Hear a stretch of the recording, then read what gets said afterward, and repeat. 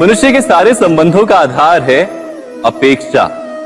पति कैसा हो जो मेरा जीवन सुख और सुविधा से भर दे। पत्नी कैसी हो जो सदैव मेरे प्रति समर्पित रहे। संतान कैसी हो जो मेरी सेवा करे, मेरा आदेश माने।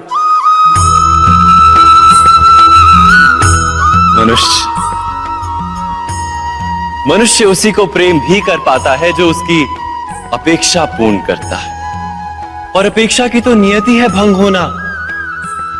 कैसे? क्योंकि अपेक्षा मनुष्य के मस्तिष्क में जन्म लेती है। कोई अन्य व्यक्ति उसकी अपेक्षाओं के बारे में जान ही नहीं पाता। पूर्ण करने की प्रामाणिक इच्छा हो तब भी कोई मनुष्य किसी की अपेक्षाओं को पूर्ण नहीं कर पाता, और वहां से जन्म लेता है संघर्ष। सारे संबंध संघर्ष में परिवर्तित हो जाते। पर मनुष्य अपेक्षा को संबंध का आधार ना बनाए और स्वीकार करे केवल संबंध का आधार, तो क्या ये जीवन स्वयमेव सुख और शांति से नहीं भर जाएगा? स्वयं विचार कीजिएगा।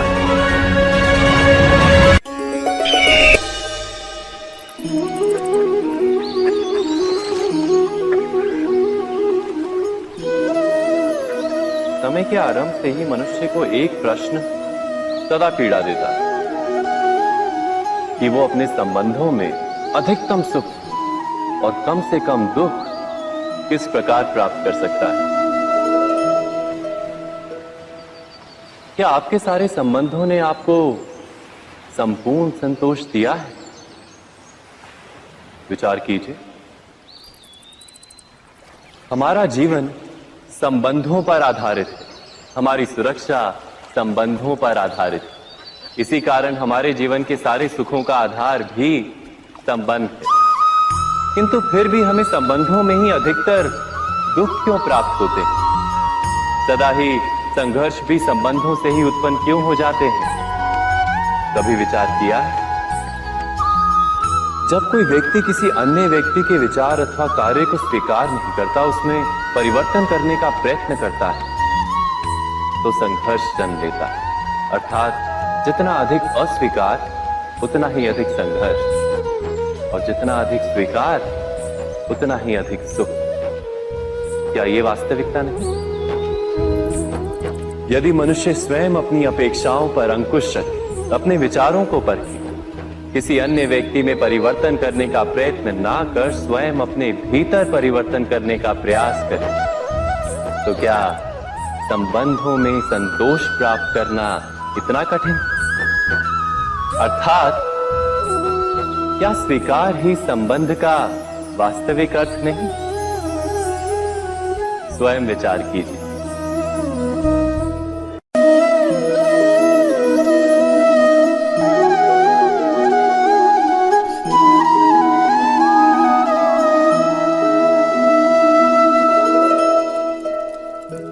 जब किसी व्यक्ति को किसी घटना में अन्याय का अनुभव होता है, तो वो घटना उसके अंतर को झकझोर देती है। समस्त जगत उसे अपना शत्रु प्रतीत होता है। अन्याय लगने वाली घटना जितनी बड़ी होती है, मनुष्य का हृदय भी उतना ही अधिक विरोध करता है। उस घटना के उत्तर में वो न्याय मांगता है, और ये योग्य भी है। वास्तव में समाज में किसी भी प्रकार का अन्याय व्यक्ति की आस्था और विश्वास का नाश है। किंतु ये न्याय क्या है? न्याय का अर्थ क्या है? अन्याय करने वाले को अपने कार्य पर पश्चाताप हो, और अन्याय भुगतने वाले के मन में फिर से विश्वास जगे समाज के प्रति। इतना ही अर्थ है ना न्याय का। किंतु जिसके हृदय में धर्म नहीं होता, वो न्याय को छोड़कर बैर और प्रतिशोध को अपनाता है। हिंसा के बदले प्रतिहिंसा की भावना लेकर चलता है। स्वयं भोगी हुई पीड़ा से कहीं अधिक पीड़ा देने का प्रयत्न करता है और इस मार्ग पर चलते अन्याय को भुगतने वाला स्वयं अन्याय करने लगता है। शीघ्र ही वो अपराधी बन जाता है। अर्थात न्याय और प्रतिशोध के बीच बहुत कम अंतर होता है और इसी अंतर का नाम है धर्म। क्या ये सत्य नहीं? स्वयं विचार कीजिए। दो व्यक्ति जब निकट आते हैं तो एक दूसरे के लिए सीमाएं और मर्यादाएं निर्मित करने का प्रयत्न अवश्य करते हैं। हम यदि सारे संबंधों पर विचार करें तो देखेंगे कि इन सारे संबंधों का आधार यही सीमाएं हैं जो हम दूसरों के लिए निर्मित करते हैं। और यदि अनजाने में भी कोई अन्य व्यक्ति इन सीमाओं को तोड़ता है तो उसी क्षण हमारा हृदय क्रोध से भर जाता है। इन सीमाओं का वास्तविक रूप क्या है? क्या हमने कभी विचार किया? सीमाओं के द्वारा हम दूसरे व्यक्ति को निर्णय करने की अनुमति नहीं देते, अपना निर्णय उस व्यक्ति पर थोपते, अर्थात किसी की स्वतंत्रता का अस्वीकार करते हैं। और जब स्वतंत्रता का अस्वीकार किया जाता है तो उसका हृदय दुख से भर जाता है और जब वो सीमाओं को तोड़ता है तो हमारा हृदय क्रोध से भर जाता है। क्या ऐसा नहीं होता?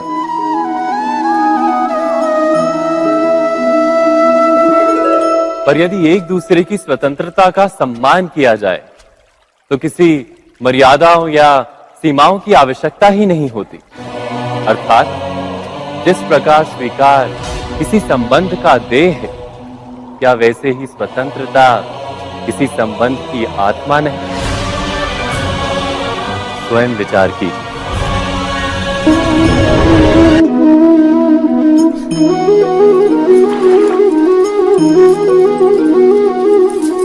पिता सदा ही अपने संतान के सुख की कामना करते हैं, उनके भविष्य की चिंता करते रहते हैं। इसी कारणवश सदा ही अपने संतानों के भविष्य का मार्ग स्वयं निश्चित करने का प्रयत्न करते रहते हैं। जिस मार्ग पर पिता स्वयं चला है, जिस मार्ग के कंकर पत्थर को स्वयं देखा है, मार्ग की छाया, मार्ग की धूप को स्वयं जाना है, उसी मार्ग पर उसका पुत्र भी चले, यही इच्छा रहती है हर पिता की। निसंदेह उत्तम भावना है ये, किंतु 3 प्रश्नों के ऊपर विचार करना हम भूल ही जाते हैं। कौन से प्रश्न? प्रथम प्रश्न, क्या समय के साथ प्रत्येक मार्ग बदल नहीं जाते? क्या समय सदा ही नई चुनौतियों को लेकर नहीं आता?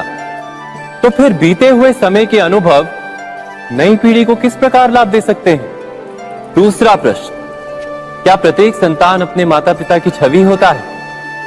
हाँ, संतानों को संस्कार तो अवश्य माता पिता देते हैं, किंतु भीतर की क्षमता तो ईश्वर देते हैं। तो जिस मार्ग पर पिता को सफलता मिली है, विश्वास है कि उसी मार्ग पर उसकी संतानों को भी सफलता और सुख प्राप्त होगा। तीसरा प्रश्न, क्या जीवन के संघर्ष और चुनौतियां लाभकारी नहीं होती? क्या प्रत्येक नया प्रश्न एक नए उत्तर का द्वार नहीं खोलता? तो फिर संतानों को नए नए प्रश्नों, संघर्षों और चुनौतियों से दूर रखना, ये उनके लिए लाभ करना कहलाएगा या हानि पहुंचाना? अर्थात जिस प्रकार संतान के भविष्य का निर्माण करने के बदले उसके चरित्र का निर्माण करना श्रेष्ठ है, वैसे संतानों के जीवन का मार्ग निश्चित करने के बदले उन्हें नए संघर्षों के साथ जूझने के लिए मनोबल व ज्ञान देना अधिक लाभदायक नहीं होगा? स्वयं विचार कीजिए।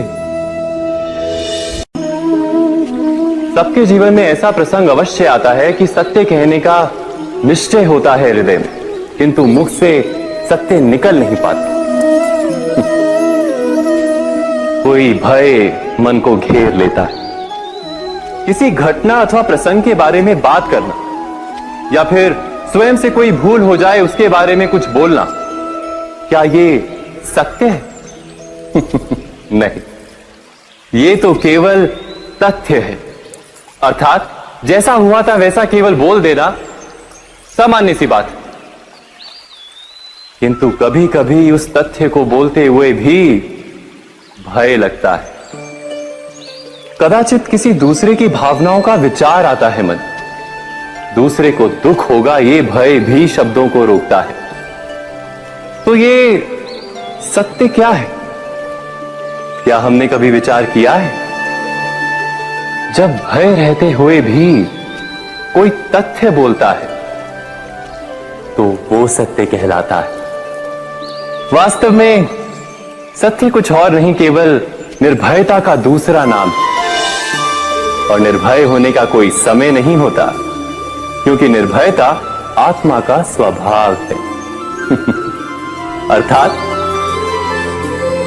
क्या प्रत्येक क्षण सत्य बोलने का क्षण नहीं होता?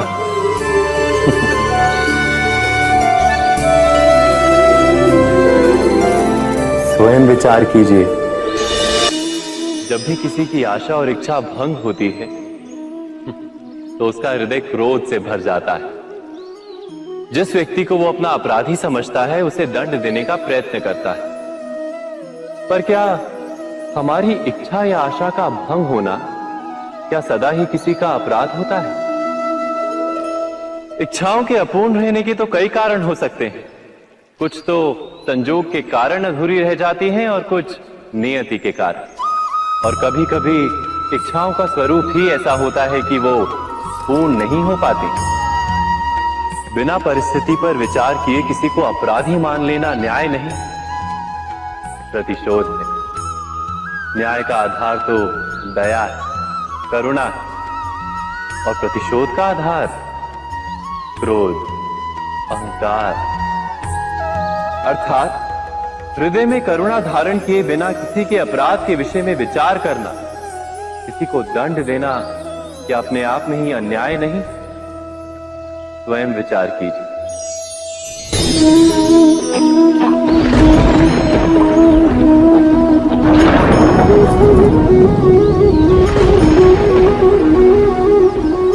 सपनों और पूर्वाभासों के आधार पर हम भविष्य के सुख दुख की कल्पना करते हैं। भविष्य के दुख का कारण दूर करने के लिए हम आज योजना बनाते हैं। किंतु कल के संकट को आज निर्मूल करने से हमें लाभ मिलता है या हानि पहुंचती है? ये प्रश्न हम कभी नहीं करते। सत्य तो ये है कि संकट और उसका निवारण साथ जनते, व्यक्ति के लिए भी और सृष्टि के लिए भी। नहीं, आप अपने भूतकाल का स्मरण कीजिए, इतिहास को देखिए। आप तुरंत ही ये जान पाएंगे कि जब जब संकट आता है तब तब उसका निवारण करने वाली शक्ति भी जन्म लेती है। यही तो जगत का चलन है। वस्तुतः संकट ही शक्ति के जन्म का कारण है। प्रत्येक व्यक्ति जब संकट से निकलता है तो एक पद आगे बढ़ा होता है, अधिक चमकता है, आत्मविश्वास से अधिक भरा होता है, ना केवल अपने लिए अपितु विश्व के लिए भी। क्या ये सत्य नहीं? वास्तव में संकट का जन्म है एक अवसर का जन्म, अपने आप को बदलने का, अपने विचारों को ऊंचाई पर करने का अवसर, अपनी आत्मा को बलवान और ज्ञान मंडित बनाने का अवसर। जो ये कर पाता है उसे कोई संकट नहीं होता, किंतु जो ये नहीं कर पाता वो तो स्वयं एक संकट है विश्व के लिए। विचार कीजिए।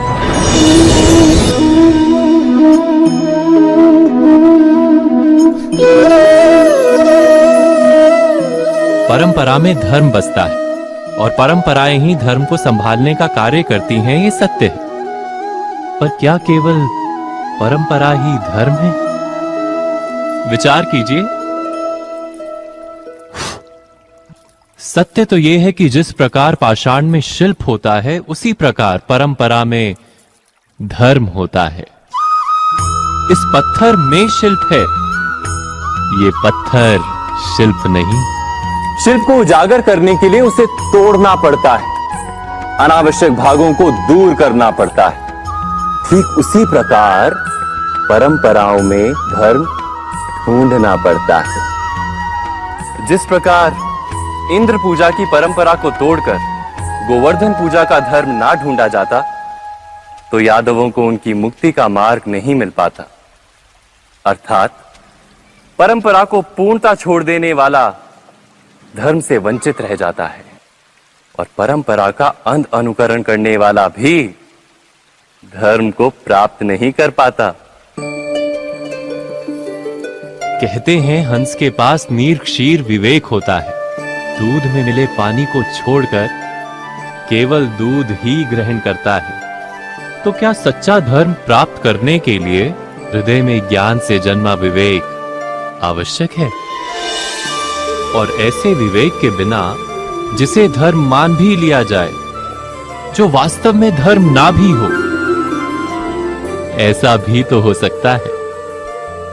स्वयं विचार कीजिएगा।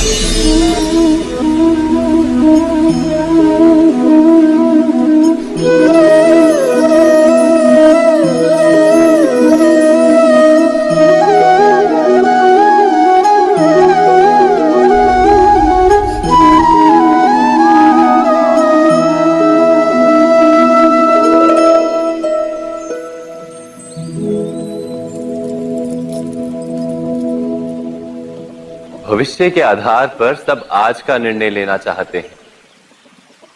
भविष्य में सुख मिले, भविष्य सुरक्षित हो, ऐसे निर्णय आज लेने का प्रयत्न रहता है सबका। आप अपने जीवन को देखिए। क्या आपके अधिकतर निर्णय के पीछे भविष्य का विचार नहीं होता? और हो भी क्यों ना, अपने जीवन को सरल और सुखमय बनाने का प्रयत्न करने का अधिकार सबका है। पर भविष्य तो कोई नहीं जानता, केवल कल्पना ही की जा सकती है। तो जीवन के सारे महत्वपूर्ण निर्णय कल्पनाओं के आधार पर ही करते हैं हम। क्या निर्णय करने का कोई तीसरा मार्ग हो सकता है? विचार कीजिए।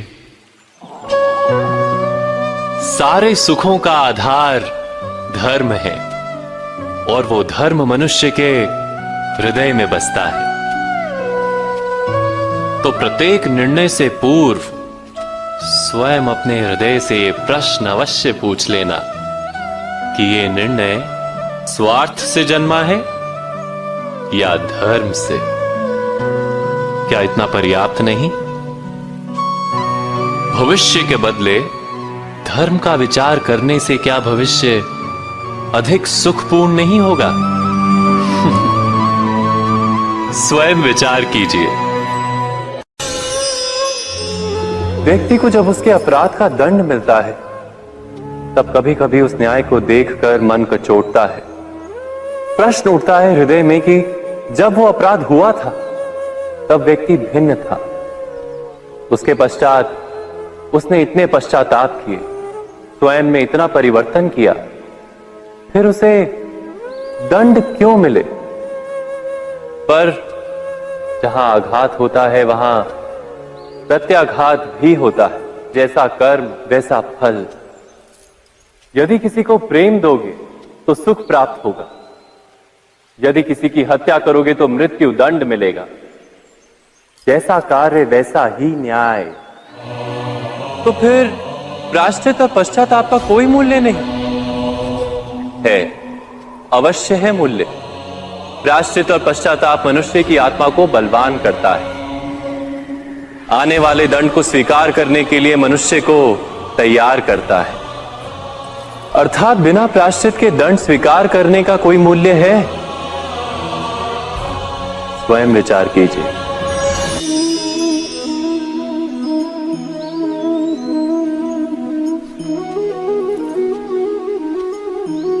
जब अपने किसी अच्छे कार्य के उत्तर में दुख प्राप्त होता है अथवा किसी को उसके दुष्ट कार्य में सुख मिलता है, तो मन अवश्य ये विचार करता है कि अच्छा कार्य करने का, धर्म के मार्ग पर चलने का तात्पर्य क्या है। पर दुष्ट आत्मा को क्या प्राप्त होता है ये भी देखिए। दुष्टता करने वाला हृदय सदा चंचल रहता है, अकुलाता रहता है। मन में सदा नए नए संघर्ष उत्पन्न होते हैं। अविश्वास उसे जीवन भर दौड़ाता है। क्या ये सुख है? जबकि धर्म पे चलने वाले, अच्छा कार्य करने वाले, सच्चरित्र व्यक्ति का हृदय शांत रहता है। परिस्थितियां उसके जीवन के सुख में बाधा नहीं बनती। समाज में सम्मान और मन में संतोष रहता है सदा। अर्थात अच्छा बर्ताव भविष्य में किसी सुख का मार्ग नहीं। अच्छा बर्ताव स्वयं सुख अथवा बुरा बर्ताव भविष्य में किसी दुख का मार्ग नहीं। अधर्म उसी क्षण दुख उत्पन्न करता है। धर्म से सुख नहीं, धर्म स्वयं।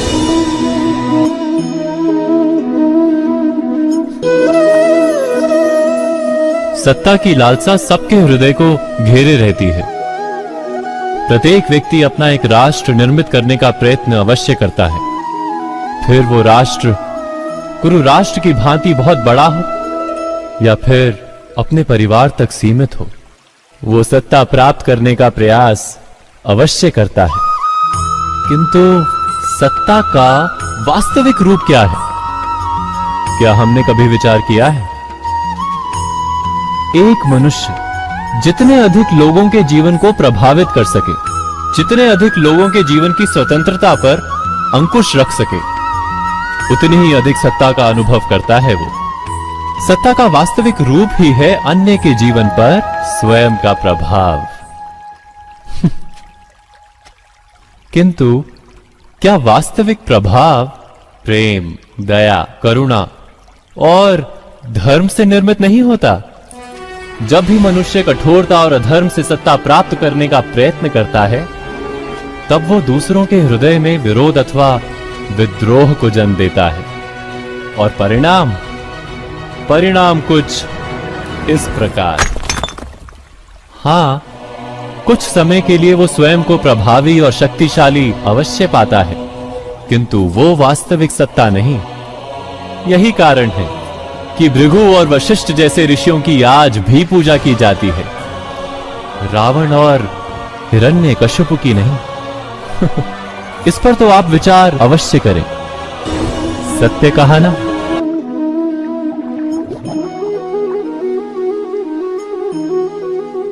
इस संसार में आने वाला प्रत्येक बालक संपूर्णतः संस्कार रहित होता है। उसके अंतर पर ना किसी अच्छे संस्कार के चिन्ह अंकित होते हैं, ना ही बुरे संस्कार के। अर्थात जन्म से बालक में ना कोई गुण होता है और ना ही कोई दोष। तो ये दोष अथवा गुण किस प्रकार प्राप्त होते हैं? क्या हमने कभी विचार किया है? जो बात माता पिता के मुख से निरंतर सुनी जाती है, वही बात उनकी संतानों के हृदय का संस्कार बनती है। जैसे किसी गांव में नदी तट तक एक पगडंडी बन जाती है केवल उस मार्ग पर बार बार चलने के कारण। अर्थात माता पिता के हृदय की इच्छाएं उनकी संतानों के हृदय का दोष अथवा गुण बनकर जन्म लेती हैं। क्या ये सत्य नहीं? पर फिर भी जब उनकी संतानों में कोई दोष दिखाई देता है, तो माता पिता आश्चर्य और दुख से भर जाते हैं। माता पिता का हृदय ये प्रश्न करता है कि उनकी संतानों में ये कुसंस्कार आए कहां से। सत्य तो यही है कि माता पिता अपनी संतानों को अनजाने में ही कुसंस्कार के बीज दे देते हैं, जो उनके संतानों की हृदय भूमि पर कुसंस्कार का वृक्ष बनकर उगता है। अर्थात अपनी संतानों को सुसंस्कारी और धर्ममय बनाने की आशा रखने वाले प्रत्येक माता पिता को प्रथम अपने हृदय की इच्छाओं पर अंकुश रखना क्या अनिवार्य नहीं?